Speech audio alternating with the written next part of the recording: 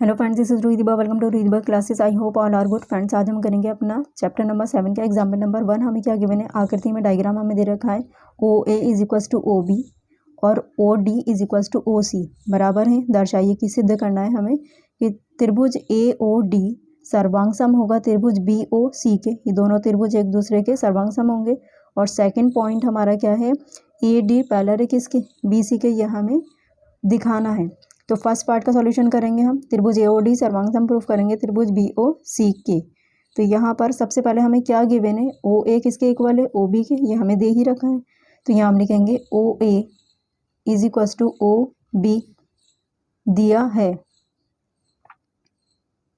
Next O D is equals to O C, O D is equals to O सी।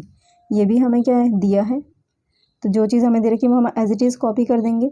और क्या है हमारा angle, angle A O D, ये वाला angle इस एंगल के इक्वल है। Angle A O D is equals to angle B O C के। बी ओ सी के दोनों क्या है, शीर्षाभिमुख कोण है। और शीर्षाभिमुख कोण आपस में कैसे होते हैं, बराबर होते हैं। तो शीर्षाभिमुख कोणों को हम क्या कहते हैं इंग्लिश में, वर्टिकली ओपोजिट एंगल। प्रॉपर्टी से हमने इन दोनों का एंगल को क्या कर दिया है, सर्वांग सम मतलब इक्वल दिखा दिया है। तो जैसे ही ये दो साइड हमारी इक्वल हो गई और एक एंगल हमारा इक्वल हो गया, मतलब एक नियम हमारा फॉलो कर गया यहाँ पर। तो अब हम क्या कह सकते हैं कि त्रिभुज ए ओ डी सर्वांग सम हो गया त्रिभुज बी ओ सी के। दो साइड इक्वल है और एक एंगल इक्वल है। तो साइड सर्वांग समता से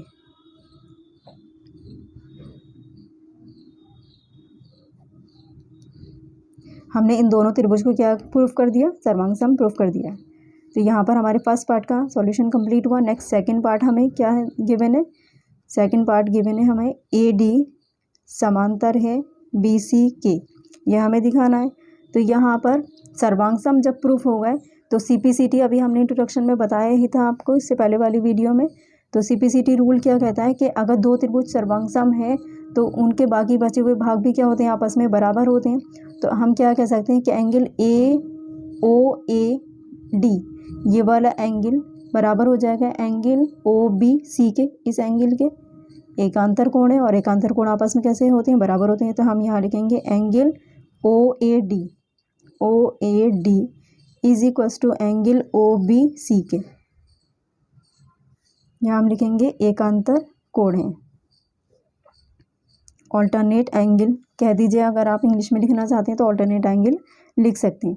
तो जैसे ही इनकी ऑल्टरनेट एंगल इक्वल हुए, तो अगर आपको कोई भी चीज़ समांतर प्रूफ करनी है तो या तो उनके संगत कोण बराबर कर दीजिए या फिर उनके एकांतर कोण बराबर दिखा दीजिए। तो वो क्या हो जाएंगी, लाइंस आपस में समांतर हो जाएंगी। तो अब हम कह सकते हैं कि ए डी समांतर है किसके, बी सी के।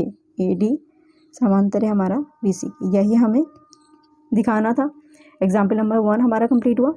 फ्रेंड्स, वीडियो आपको पसंद आया तो प्लीज़ लाइक शेयर सब्सक्राइब कर दीजिएगा। और अगर आपको कोई भी डाउट या प्रॉब्लम हो तो आप हमें कमेंट बॉक्स में कमेंट कर सकते हैं। मिलते हैं नेक्स्ट वीडियो में नेक्स्ट क्वेश्चन के साथ में। Thank you so much for watching video.